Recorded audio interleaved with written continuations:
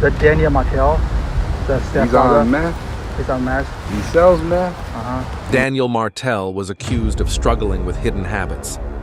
Child Protection Services stepped inside his home, but left in silence. And Jack, just 4 years old, showed up to school with black eyes more than once. His bruises explained away as accidents. Teachers noticed both children arriving dirty, sometimes without proper clothes for the freezing Nova Scotia winters. These were not small details. They were red flags, flashing over and over again. Yet no one stopped it. And just weeks later, Lilly and Jack disappeared. In this video, we're asking the question that no one in authority seems willing to answer. Why were these warnings ignored? Part 1. The hidden struggles of Daniel Martel. Daniel Martel's name has been repeated countless times since the disappearance of Lilly and Jack Sullivan. To some, he is simply the stepfather caught in the storm. To others, he is the man at the center of a web of unanswered questions. And at the heart of those questions are the whispers, accusations that Daniel struggled with hidden habits he could not control. Family members have said Daniel concealed these struggles during the early years of his relationship with Malehya Brooks Murray, the children's mother. They claim he presented himself as stable, hardworking, someone turning his life around. But behind closed doors, a different picture was painted.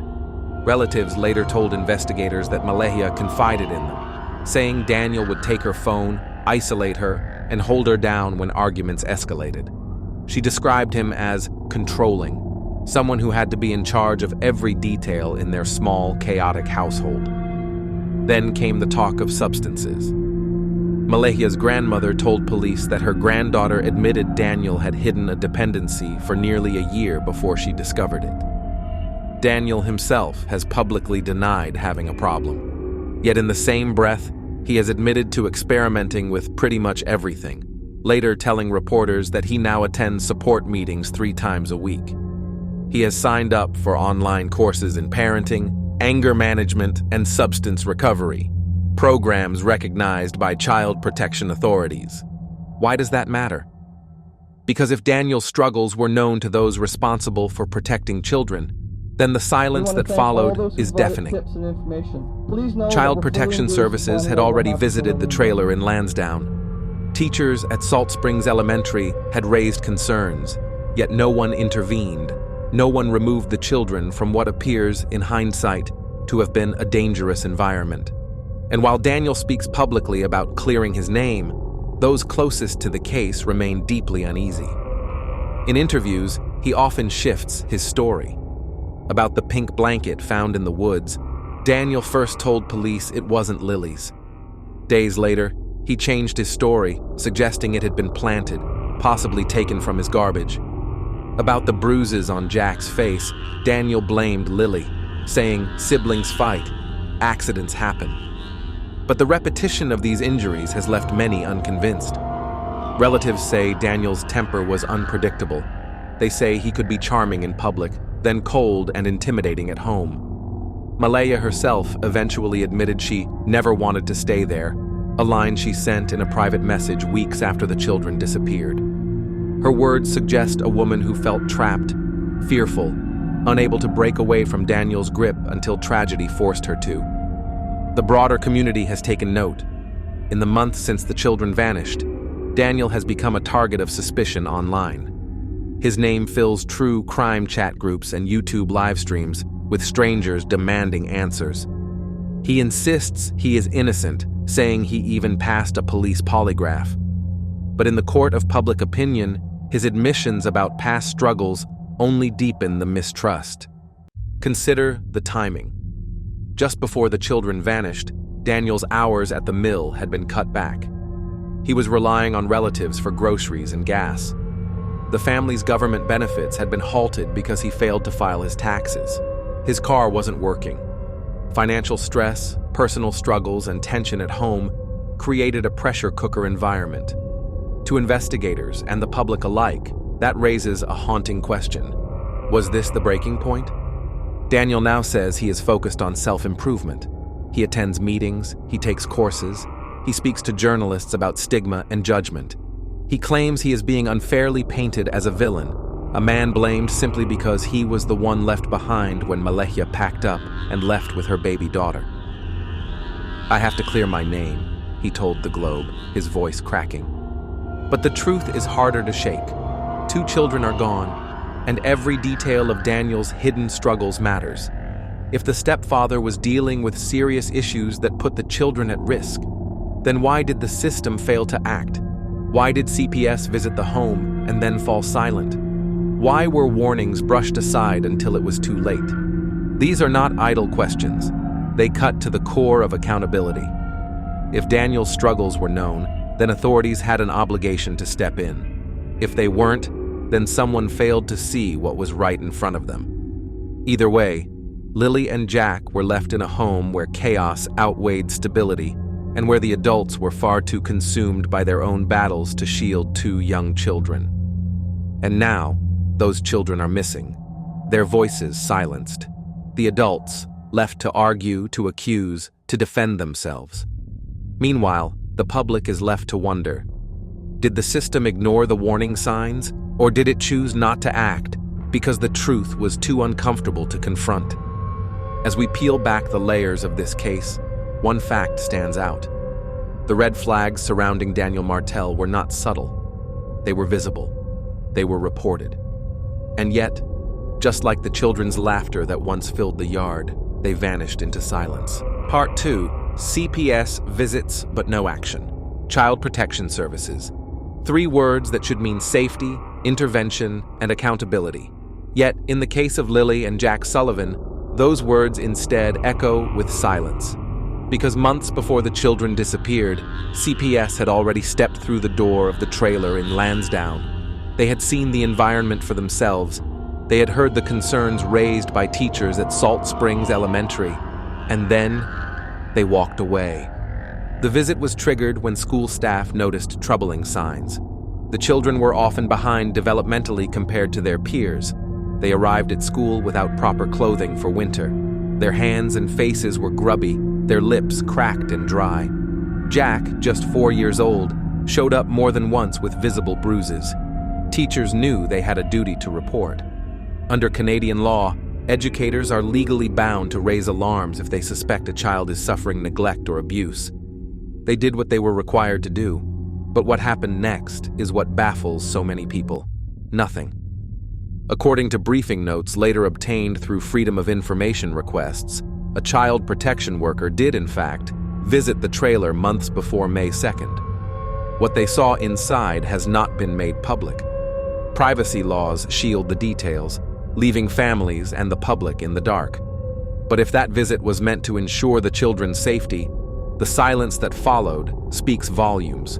No follow-up, no removal, no public accountability. And then, weeks later, Lilly and Jack were gone. To those who have followed this case closely, it feels like déjà vu. Time and again, stories emerge across Canada of children flagged by schools, reported to child protection agencies, and yet left in the same environments that put them at risk. Too often, those children later become statistics in tragedies that could have been prevented. Was this one of those cases? Daniel Martel, the children's stepfather, has his own explanation. He told reporters that the visit was not about neglect, but about learning difficulties. He claimed the children were suspected of having autism, and the caseworker was there simply to assess developmental issues. If that is true, why were teachers reporting concerns about hygiene, bruises, and home life? Why were winter clothes provided by the school board, not the parents? The contradictions are glaring. The problem is compounded by secrecy. CPS, bound by confidentiality, cannot confirm or deny what they saw. Their reports are locked away, shielded from public view. Even extended family members like Belinda Gray, the children's paternal grandmother, remain shut out. "I think the public has a right to know," she told the Globe. "What did they see? What did they do?" Her voice carries the anger of someone who raised red flags herself, only to watch them ignored. The silence from CPS has created a vacuum, one filled with suspicion, frustration, and outrage. People are left to speculate. Did the social worker miss the signs? Did they underestimate the risk? Or did they decide the environment was good enough, despite all evidence to the contrary? Each possibility is disturbing in its own way. What makes this even more painful is that warning signs were not hidden. Teachers saw them, family members noticed them. Even casual observers could see that the trailer, with its clutter and chaos, was not a safe haven for two young children. If CPS had acted, if they had intervened decisively, Jack and Lilly might never have vanished. Instead, the visit became just another box ticked, another report filed, another opportunity lost. For the families left behind, this silence is unbearable. Belinda Gray says she wishes she had pushed harder, demanded answers when she was shut out of her grandchildren's lives. Others in the community question how a government agency with the power to remove children could look at that household and walk away. The anger is not just directed at Daniel or Malehya. It is directed at a system that claims to protect children, but too often protects its own reputation instead. The tragedy of Jack and Lilly is not just about two children who disappeared on a spring morning. It is also about a system that had a chance to intervene and failed. Each unanswered question about CPS's role deepens the sense that this was preventable, that lives could have been saved if someone had acted with urgency, instead of hiding behind paperwork and policies. And that is the heart of the outrage. Because while the RCMP investigation may eventually uncover what happened on May 2nd, the role of CPS remains cloaked in secrecy. Their silence has become another mystery in a case already defined by unanswered questions. When you piece the puzzle together, the accusations against Daniel, the bruises on Jack, the children arriving at school dirty and underdressed, CPS's inaction is impossible to ignore. It is the gap in the timeline that haunts every conversation about this case. A knock at the trailer door that should have changed everything, but didn't. For many, the conclusion is unavoidable. The system failed Jack and Lilly, and until that failure is acknowledged, the questions will only grow louder. Part 3. The bruises on Jack. When people speak about red flags, they often point to one detail that refuses to fade. In the case of 4-year-old Jack Sullivan, that detail was the bruises. His small face told a story long before anyone else did. Photographs from his elementary school field trip in December 2024 captured it clearly. Jack, seated among his classmates, with a green and purple mark swelling beneath his left eye. A bruise that seemed far too large for a boy so small. Teachers noticed. Parents who later saw the images noticed. And yet, nothing was done. It wasn't the first time. Earlier that fall, Jack had appeared with what looked like another black eye. The pattern raised eyebrows. How many times could a child show up with injuries before someone asked the right questions? Daniel Martell, his stepfather, was quick with an explanation. He claimed Lilly, the older sister, had caused it during play. Siblings fight, he said online. Accidents happen. In private messages, he went further, admitting that Jack had many black eyes, but always insisting they came from childish mishaps. A toy truck, a punch, a fall. But anyone who works with children knows the difference between a rough and tumble bruise on a knee and repeated marks on the face. Teachers are legally obligated to report suspicions, and in this case, they did.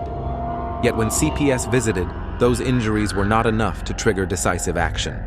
Daniel's words, it seems, carried more weight than the photos in front of them. The troubling part is not just the bruises themselves, but the normalization of them. Daniel appeared to treat the injuries as routine, something to be shrugged off. Relatives have since revealed that Jack's injuries were defended in casual social media posts, as though they were nothing unusual. The more often bruises appeared, the more they seemed to be explained away. But to outsiders, the explanations ring hollow. How many times can a 4-year-old suffer facial injuries without intervention? Jack's bruises became more than just physical marks. They were symbols of neglect, visible warnings that should have demanded answers. His teachers reportedly provided clothing when he came to school unprepared for the cold. They helped cover gaps that his caregivers should have filled. Yet even as staff stepped in to provide support, the signs of possible harm were brushed aside. For his grandmother, Belinda Gray, the photographs are haunting. She has spoken publicly about the shock of seeing Jack's injuries, about the ache of knowing she had been cut out of his daily life. "We all failed these kids," she later said, her voice breaking. To her, the bruises were proof that the children were not safe where they were living, and yet, nothing changed. What makes this more disturbing is the timing. Just one day before the children disappeared, Daniel admitted Lilly herself had a black eye, caused, he claimed, by an accident with a toy truck. In his words, she pressed down on the toy, and it struck her face. Another coincidence? Another accident? Or another ignored warning? When viewed individually, each bruise could perhaps be explained away, but when viewed together as a pattern, they tell a different story.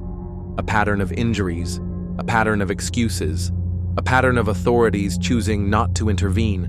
These were not isolated events. They were signals stacking up in plain sight. The public has not missed this point. In online discussions, photographs of Jack's bruises are shared again and again, always accompanied by the same haunting question. Why wasn't this enough? Why did no one step in when the marks were so clearly visible? For many, this single detail is what convinces them the system failed the children long before May 2nd. Daniel, of course, continues to defend himself. He says siblings fight.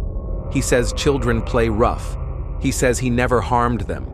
But the bruises remain, frozen in photographs, undeniable evidence of a childhood lived under circumstances that were far from normal. And that is the tragedy of Jack's injuries. They were not just bruises. They were cries for help, silent but visible, etched on the face of a child who could not protect himself. Each time Jack appeared with another mark, the adults around him had a chance to act. Each time, they failed. And when the children vanished, those missed opportunities became unbearable to confront. Because when you look back at the case of Lilly and Jack Sullivan, you can draw a line straight from those bruises to the unanswered questions that remain today. A line that says, this didn't come out of nowhere. There were warnings, there were signs. And in the end, the smallest child carried them all on his face, right in front of us. Part 4. The children at school. If you want to know the truth about a child's life at home, ask the school. Teachers see what parents often try to hide. And in the case of Lilly and Jack Sullivan, their school painted a troubling picture. At Salt Springs Elementary, staff noticed the little things first. Jack and Lilly often arrived looking unkempt, their clothes rumpled, their faces dirty. On cold mornings, when snow blanketed the fields and the icy wind swept across Pictou County, the children came without proper winter gear. Teachers quietly scrambled to provide them with coats, boots, and mittens, essentials no child in Nova Scotia should be without. These weren't occasional lapses. They were repeated patterns that raised concern. Developmentally, both children also lagged behind their peers. Jack, especially, was smaller than other boys his age and strapped into the front of the bus for safety. His teachers noted learning difficulties, delays that seemed more than just childhood quirks. Lilly, the older sister, was bright and talkative, but struggled with focus, her energy often masking deeper issues. These struggles became part of the reports that eventually reached Child Protection Services. For educators, the red flags were obvious. Children don't choose to come to school hungry, dirty, or poorly dressed for the season. Those are choices made by the adults responsible for them. Each time staff stepped in to provide clothing or raise concerns, it was an acknowledgement that Jack and Lilly were not getting what they needed at home. But instead of sparking real intervention, the concerns were absorbed into a system that never acted decisively. The most haunting detail is how visible it all was. Other children on the playground noticed. Parents who volunteered on school trips noticed. The photographs of Jack and Lilly, clothes hanging loose, faces showing the wear of neglect, are painful to revisit now, because they tell a story that was playing out in plain sight and yet ignored. Some will argue that poverty was to blame. After all, Lansdowne is a struggling community where 1 in 5 children live below the poverty line. It is true that financial hardship leaves scars, and many families fight to make ends meet. But neglect cannot always be explained away by poverty. A lack of money doesn't account for unexplained bruises. A lack of money doesn't explain the secrecy, the isolation, the refusal to let grandparents see their grandchildren. And poverty certainly doesn't explain why CPS, after being alerted, failed to remove the children from an environment described as chaotic at best, dangerous at worst.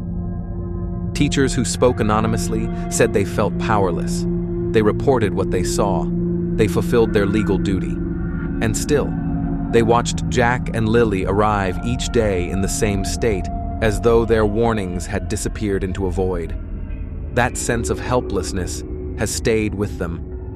They were among the last people outside the family to see the children alive, and they knew something was wrong. The larger question, of course, is why these warnings were treated so lightly. Was it because the family lived in a remote hamlet, far from watchful eyes? Was it because Daniel Martel was convincing in his explanations, insisting the issues were simply developmental delays, nothing more?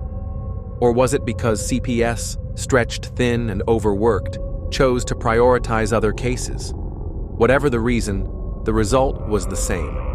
2 children left in harm's way. What makes this detail so gut-wrenching is the hindsight. When news broke that Lilly and Jack were missing, teachers and staff looked back at those days when they scrambled to provide coats and boots. They looked at the bruises they reported, the notes they filed, and they asked themselves the question that still lingers today. Could this have been prevented? Because in many ways, the school was the first safety net. It was the place where the truth about Jack and Lily's home life surfaced, however subtly.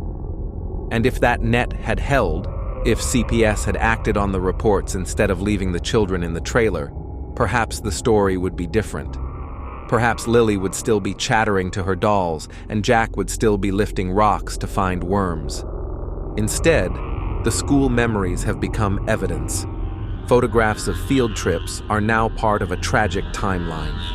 Teachers who once taught math and reading now carry the weight of regret, wondering if they could have done more, even though they followed the rules. And the children's classmates, far too young to understand, are left with empty seats in the classroom and questions that have no good answers. In the end, the story of Jack and Lilly at school is not just about education. It is about the visible signs of a crisis that no one stopped. It is about the resilience of teachers trying to protect children, and the failure of the system that should have backed them up. And it is about 2 young lives that slipped through the cracks, even as the warning signs screamed from the classroom door. Part 5. The system that failed them. When 2 children vanish, the instinct is to look for a single moment, a single mistake, a single villain. But in the case of Lilly and Jack Sullivan, the truth is far more complicated. Their disappearance is not only about what happened on the morning of May 2nd, it is also about what happened in the months and years leading up to that morning, about the warnings ignored, the reports buried, and the silence of a system that should have stepped in. We know the pieces. Daniel Martel, the stepfather, faced accusations of hidden struggles. Relatives spoke of controlling behavior, secret habits, and a temper that left Malehya afraid to reach out for help. Daniel denied it all, yet admitted to attending support groups and enrolling in recovery courses. These contradictions alone should have raised red flags. We know Child Protection Services visited the home, tipped off by concerned teachers. They walked into the trailer, saw the living conditions, and then left without taking further action. Bound by privacy laws, they refused to say what they observed. but their silence has become one of the most damning parts of this case. Because whether they underestimated the risk or chose not to intervene, the result was the same. Nothing changed. We know Jack, only 4 years old, showed up to school with repeated bruises. Not once, but multiple times. His stepfather explained them away as accidents, blaming sibling fights or toys gone wrong. But photographs don't lie. They show a child with injuries no one should ignore. They show evidence that was dismissed, minimized, forgotten. And we know the children came to school in conditions that told their own story. Dirty clothes, chapped lips, no winter jackets when snow was falling. Teachers stepped in to fill the gaps, but their duty ended at the classroom door. The children would ride the bus back to Lansdowne, back to a trailer where stability was a myth and chaos was routine. Taken together, these are not isolated incidents. They are a pattern of neglect, a pattern of warning signs, a pattern of failures at every level, from family members who stayed silent to agencies that looked the other way, to a system more concerned with protecting itself than protecting the children. Grandmother Belinda Gray put it bluntly. We all failed these kids. Her words capture what many now believe. The disappearance of Lilly and Jack was not a lightning strike out of nowhere. It was the predictable outcome of a chain of ignored alarms. And that is what makes this case so haunting. Because if every warning sign had been taken seriously, Lilly and Jack might still be here. Instead, the children are gone, and their case remains unsolved. RCMP call it complex, unusual, requiring careful investigation. But the complexity began long before May 2nd. It began when bruises were explained away, when teachers' concerns vanished into a file, when CPS left the trailer in silence, when relatives whispered about Daniel's hidden struggles but did not press harder. The tragedy of Jack and Lilly is not just that they disappeared. It is that the adults around them, family, authorities, professionals, saw the signs and failed to act. Each ignored warning was another thread cut from the safety net meant to catch vulnerable children. By the time May 2nd arrived, that net was gone. Today, their story stands as a chilling reminder. When red flags are ignored, children pay the price. When systems prioritize secrecy over transparency, families are left in the dark. And when accountability is missing, tragedies repeat. So, what happened to Lilly and Jack? That question remains unanswered. But another question is just as urgent. How many more children will suffer before the system learns from its silence? Because in the end, the case of Lilly and Jack Sullivan is not only about a mystery in the woods of Nova Scotia. It is about the failure of an entire system, one that left 2 children invisible until it was too late. 2 children are gone. The questions remain. And the red flags that surrounded Lilly and Jack Sullivan now hang over all of us. How many more warnings must be ignored before change is forced? How many more children must slip through the cracks before someone is held accountable? The bruises, the silence of CPS, the hidden struggles, all of it points to a system that looked away when it mattered most. Lilly and Jack deserved protection. They deserved to be safe. Instead, their voices were silenced, and their story is now a reminder of what happens when warnings go unanswered. If you believe their case deserves answers, if you believe no child should be invisible, then stay with us. Subscribe to True Child Cases, share their story, and add your voice to the call for truth. Because the search for justice doesn't end here, it starts with us.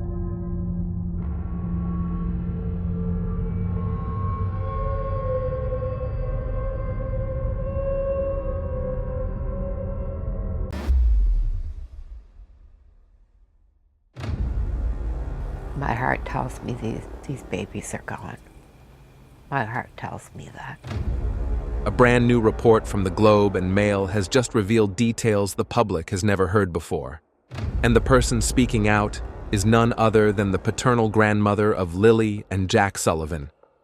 After 3 months of silence, she has decided to break it. calling for a full public inquiry to expose what Nova Scotia's Child Protection Services and government did, or failed to do, before the children vanished. But that's not all. The article uncovers chilling details: a mysterious visit from child protection workers, government memos blacked out entirely, and photographs of young Jack with unexplained bruises. Could these be the overlooked clues? Or are they the key to solving one of Canada's most unsettling missing children cases?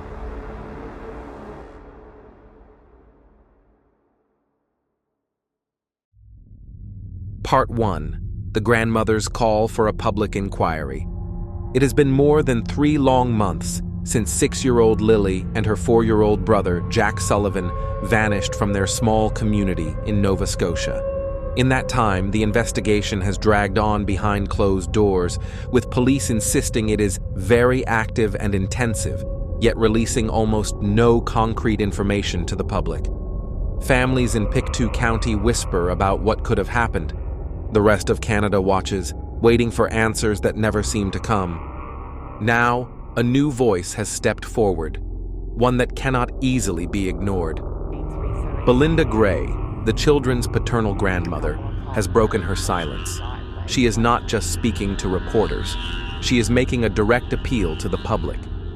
In her interview with the Globe and Mail, and in a video appearance on CBC, she made her position clear. The public deserves to know what was done, what was overlooked, and why. "I think the public has a right to know," she said firmly. Just what did Child Protection Services do? What part were they investigating? What were their concerns and what were they doing? They might even have answers for the investigation, answers about what happened to them or why it might have happened to them. Her voice was calm, but her words carried weight. This wasn't speculation. It was a demand for transparency, a demand for a public inquiry. Such an inquiry would compel Nova Scotia's Child Protection Services, senior government officials, and the RCMP to answer difficult questions in public, under scrutiny. Belinda is deeply concerned that warning signs were ignored in the months before the children disappeared. Months before May 2nd, the day the children were reported missing, someone at their school raised concerns with CPS.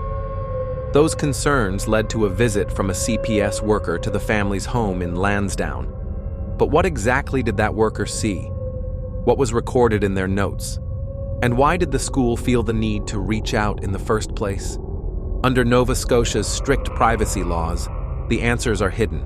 The findings of that CPS investigation are sealed. Even the children's extended family has no access. The public is told nothing. Daniel Martel, the children's stepfather, told the Globe that the CPS visit had nothing to do with safety concerns, that it was related to the children's learning disabilities. But if that's true, Belinda asks, why did the matter quickly reach the highest levels of the provincial government? Documents obtained by the Globe and Mail through a Freedom of Information request reveal just how high those concerns went. On May 2nd, the very day Lilly and Jack were reported missing, a manager within CPS wrote an internal memo about the children. That memo was sent directly to senior government bureaucrats, including Craig Beaton, the Deputy Minister for Community Services. 18 days later, on May 20th, the same CPS manager prepared another, longer memo about the children. The contents of both memos? Completely blacked out. Every sentence, every name, every observation, redacted before release. If the CPS visit was purely about education, why hide everything? If there was nothing alarming in those files, why keep them secret from a desperate family? Belinda believes that somewhere in those censored pages may be the truth, or at least clues, about what happened to Lilly and Jack. She is not alone. Other family members have their own unanswered questions, and their frustration mirrors her own. Her concerns don't stop with CPS. She also questions the RCMP's actions in the earliest days of the investigation.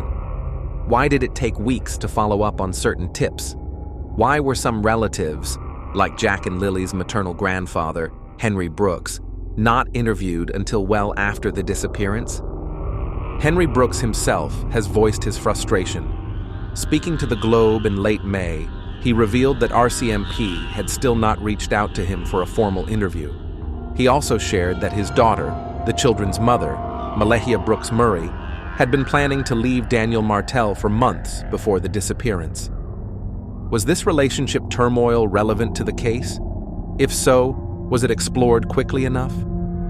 Meanwhile, RCMP maintain that there is no evidence the children were abducted and continue to defend their decision not to issue an Amber Alert. Staff Sergeant Rob McCammon has stated that all potential leads are being meticulously scrutinized, prioritized, and actioned. But for Belinda, words are no substitute for answers. Her public appeal is not just about 2 missing children.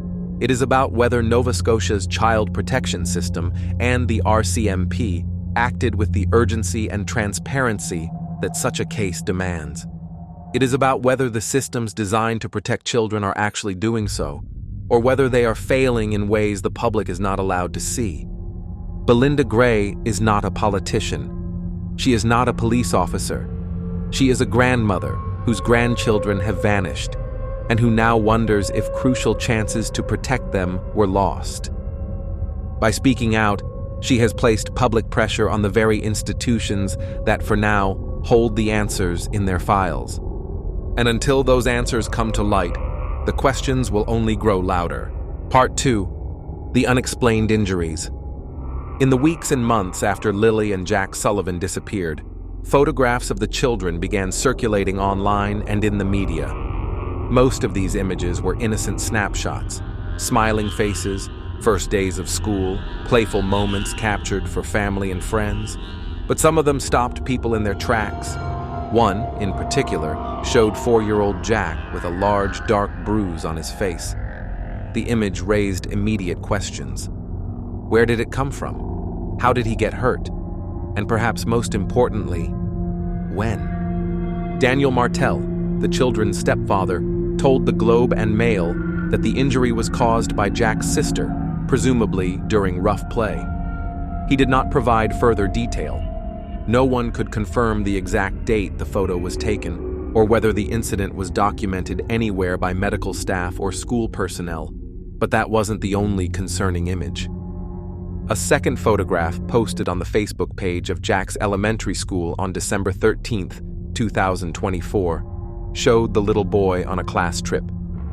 This time, the injury was even more striking. A clear black eye, the kind of mark that would be difficult to miss and impossible to ignore. When asked about that photo, Daniel Martel did not respond. There was no explanation given.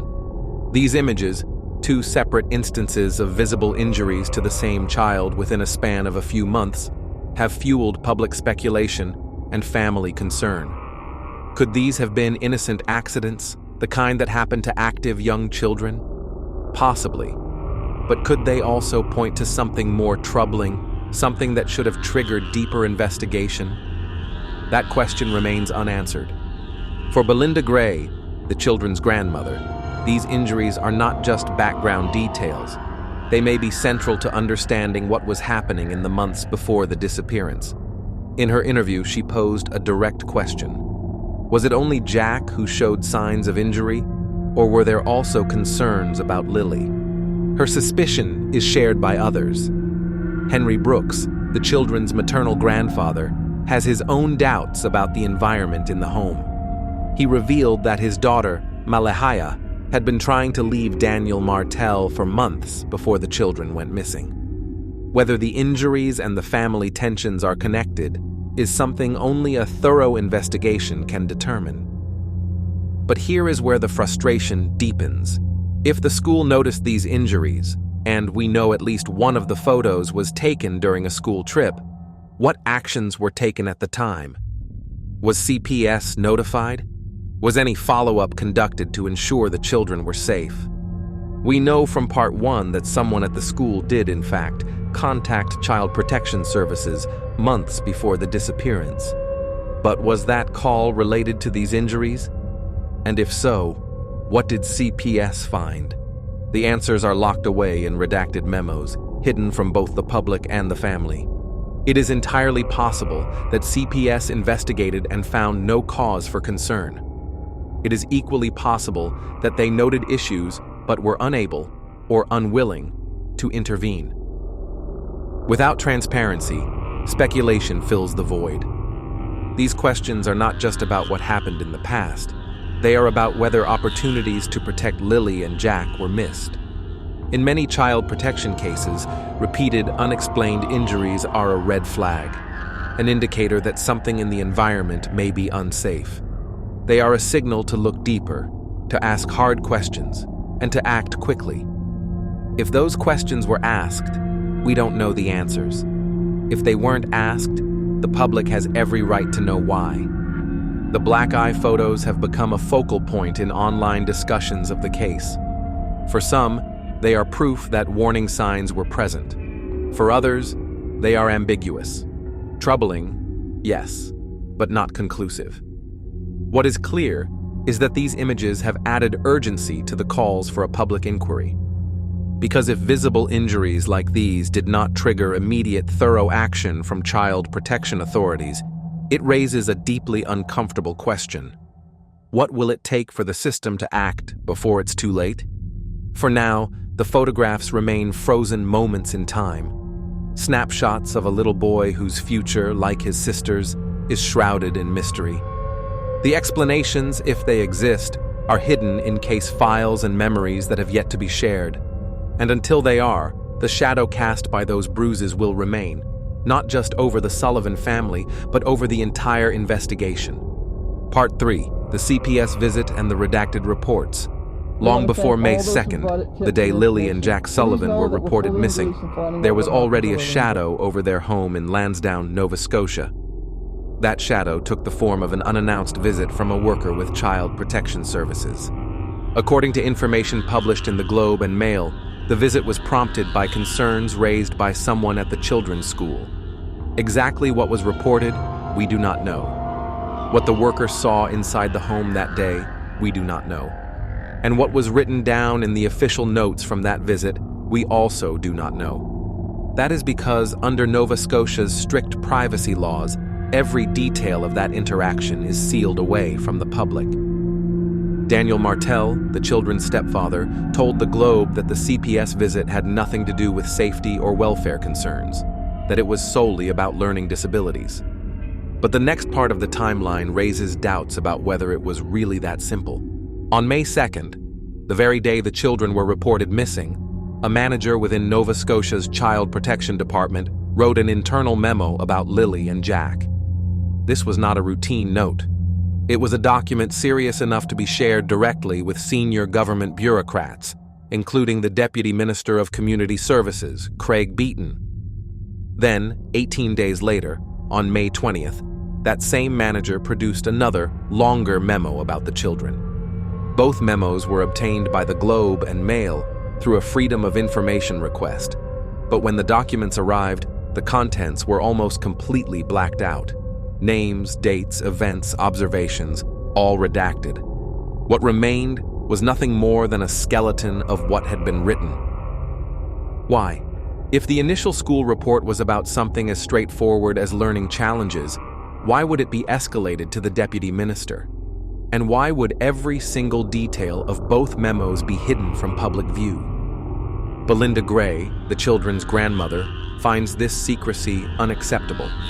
In her interview, she made it clear that she wants those reports released, at least to the family. She believes that the contents could hold critical clues to understanding what happened or even why it happened. They might even have answers for the investigation, she said. Answers about what happened to them, or why it might have happened to them. This is not the first time Nova Scotia's child protection system has faced criticism over a lack of transparency. Scott Armstrong, the minister responsible for child protection, has already acknowledged shortcomings in the system. He has cited difficulties in recruiting and retaining social workers, particularly in rural areas. And while he has promised reforms, including creating an office of a child and youth advocate, those promises do little for families who are waiting right now for answers. For Belinda, reforms on paper are not enough.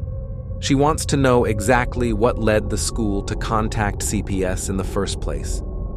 Were there visible injuries? Was there a behavioral change? Was it something Lilly said? Or something Jack didn't? The redacted memos are at the center of this storm. They represent not just information withheld, but a wall between the truth and the public. And when that wall stands in the middle of a case involving missing children, the silence only fuels suspicion. In cases like this, the first hours and days after a disappearance are critical. Information gathered before the disappearance can help establish patterns, identify risks, and rule out or confirm potential suspects. If CPS had relevant observations and shared them immediately with police, those details could have been used in the early search. If they didn't share them, or if the information was overlooked, that could have delayed the investigation in ways that cannot be undone. The RCMP insists they are meticulously scrutinizing every piece of information. But without transparency from CPS, even the most dedicated investigators are working without all the pieces of the puzzle. For the Sullivan family, the frustration is not just about the secrecy. It's about the possibility that these redacted pages contain the answers they have been searching for since May. And until someone in authority decides to lift the veil, those answers will remain hidden in black ink. Part 4. RCMP delays and missed opportunities. In any missing children case, the first hours are the most critical. Experts agree that the speed of the initial response can make the difference between finding children alive and losing them forever. Yet, in the case of Lilly and Jack Sullivan, there is growing concern, both inside and outside the family, that those crucial early hours were not used to their full potential. From the very beginning, the RCMP made a controversial decision. They did not issue an Amber Alert. Their reasoning, repeated in several public statements, is that there was no evidence the children had been abducted. Without proof of an abduction, they argued, the criteria for an Amber Alert were not met. Instead, the case was classified as a missing persons investigation. Search teams were deployed, resources were assigned, and the RCMP emphasized that the investigation was very active and intensive. But to the family, and to many observers, this approach felt restrained, as though the urgency that should accompany the disappearance of 2 young children was somehow muted. Adding to the frustration were delays in basic investigative steps. By late May, more than 3 weeks after the disappearance, Jack and Lily's maternal grandfather, Henry Brooks, revealed that the RCMP had not yet contacted him for a formal interview. This was despite the fact that he had been closely connected to the children and their mother, and had insight into the family's dynamics in the months leading up to May 2nd. For Henry, the delay was baffling. He told the Globe and Mail that his daughter, Malehya Brooks Murray, had been planning to leave her partner, Daniel Martell, for months before the children vanished. This was not a small piece of information. It was the kind of detail that could help investigators understand potential tensions in the home or possible motives for harm. So why wasn't he interviewed immediately? It's a question without a public answer. The RCMP has not explained the timing of their interviews or why certain individuals were spoken to weeks after the disappearance. Other relatives and community members have voiced similar concerns. Tips, they say, took too long to be followed up. In some cases, potential witnesses who thought they might have relevant information were left waiting for a call that never came. In a fast-moving investigation, each of these delays can mean missed opportunities to gather fresh, accurate information. The RCMP counters that every tip, lead, and piece of evidence is meticulously scrutinized, prioritized, and actioned to ensure nothing is missed. But the very need to emphasize that nothing is missed suggests that the criticism has struck a nerve. Part of the problem may lie in how missing children cases are classified and resourced. Without the formal designation of an abduction, the RCMP is not obligated to launch the same kind of rapid, widespread alerts that an Amber Alert provides. This can limit the flow of information to the public, and in turn, the number of potential sightings or leads coming in during those early hours. For families, this difference in classification feels like a technicality with devastating consequences. The absence of an Amber Alert did not just mean fewer eyes looking for the children, it also signaled, intentionally or not, that the case was somehow less urgent. Belinda Gray, the children's grandmother, has been careful in her words, but her frustration is clear. She has said that while she understands investigations take time, she cannot understand why some of the most basic steps, like interviewing close family members, took so long. Henry Brooks is less restrained. He has described the waiting as eating him up, leaving him wondering where the hell they are and hoping desperately for answers. This frustration is not unique to the Sullivan case. In other missing children cases across Canada, families have raised similar concerns about the RCMP's response times, the handling of early leads, and the decision-making process behind public alerts. Each time, the RCMP has defended its actions as guided by protocol and evidence. Each time, families have been left asking whether those protocols serve the best interests of the children involved. In Pictou County, the absence of visible progress is wearing on the community. People still share the children's photos on social media. Flyers remain taped to shop windows and pinned to bulletin boards. But as the weeks stretch into months, the questions are getting sharper, the patience shorter. If the RCMP has solid leads, they aren't sharing them. If they have ruled out certain scenarios, they aren't saying which ones. The official line is that the investigation is ongoing, and that the public will be updated when there is something to report. For the family, that is not enough. They want to know whether critical information was lost in those early days, whether opportunities to find Lilly and Jack were missed because the urgency wasn't there when it mattered most. Because in cases like this, time is not just important, it is everything. And once it's gone, you can't get it back. Part 5. The family's growing frustration and the fight for transparency. 3 months is a long time in any investigation, but in the search for missing children, it can feel like an eternity. For the family of Lilly and Jack Sullivan, the weeks since May 2nd have been marked by a painful combination of silence from the authorities, unanswered questions, and growing suspicion that critical information is being withheld. From the start, the family has tried to cooperate fully with the RCMP and Child Protection Services. They have answered questions, provided photographs, and tried to keep the children's names and faces in the public eye. But the lack of transparency has left them feeling powerless. For Belinda Gray, the children's paternal grandmother, this frustration is not abstract. It is personal, and it is urgent. In her interview with the Globe and Mail and CBC, she made it clear that she believes the public has a right to know what was done, what was missed, and why certain warning signs were not acted upon. Her call for a public inquiry is more than just a demand for information. It is an attempt to force the system to reveal itself, to make senior officials and investigators explain their actions under public scrutiny. She wants to know exactly what prompted the school to call CPS. She wants to see the contents of the 2 memos written by CPS managers on May 2nd and May 20th. She wants clarity on whether those memos contain evidence or concerns that could shed light on the children's disappearance. Henry Brooks, the children's maternal grandfather, shares that sense of urgency. He has been open about his disbelief that it took weeks for the RCMP to contact him for an interview. He has also revealed that his daughter, Malehya, had been planning to leave Daniel Martel for months, a detail that, in his view, should have been considered from the very beginning. These aren't just the complaints of grieving relatives. They are legitimate questions about how this investigation has been conducted, questions that have yet to be answered. Meanwhile, the community in Pictou County continues to live under the shadow of the disappearance.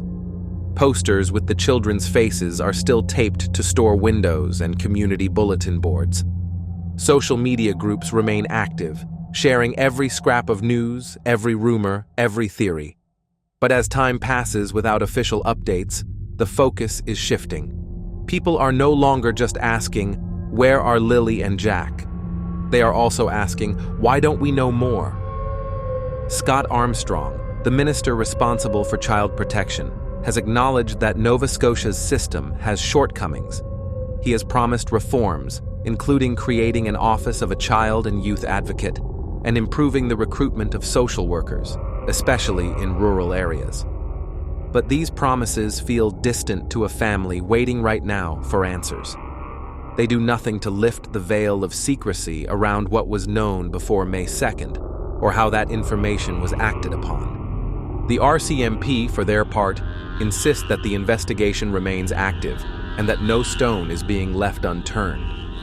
Staff Sergeant Rob McCammon has emphasized that every piece of information is being meticulously scrutinized, prioritized, and actioned. But without concrete updates or visible progress, these assurances are wearing thin. For the family, the frustration is compounded by the knowledge that time is not on their side. Evidence grows cold, witnesses' memories fade, and every day without clarity makes it harder to find the truth or to bring justice for Lilly and Jack. A public inquiry could change that. It could compel the release of the redacted memos. It could bring to light the decisions made by CPS, the RCMP, and senior government officials. And it could answer the questions that have haunted the family for months.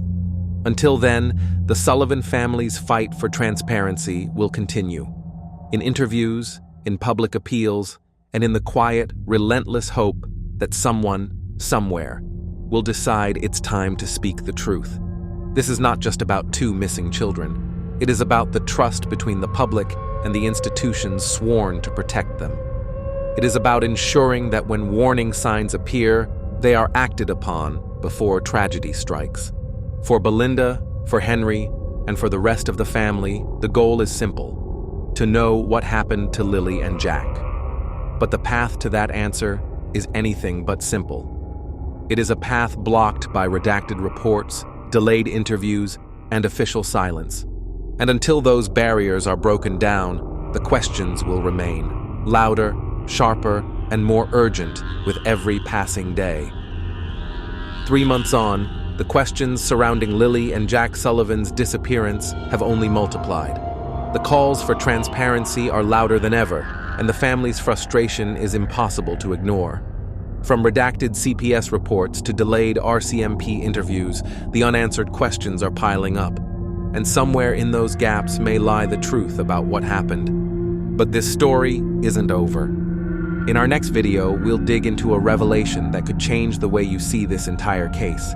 A statement from the children's maternal grandfather, Henry Brooks, who says his daughter, Malehya, had been planning to leave Daniel Martel for months before Lilly and Jack vanished.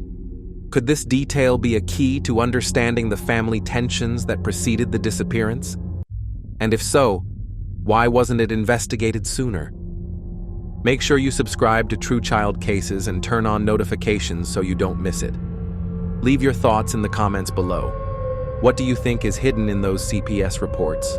And how do you believe it connects to the truth about Lilly and Jack? Because one thing is certain, until every voice is heard and every record is opened, the search for answers will continue.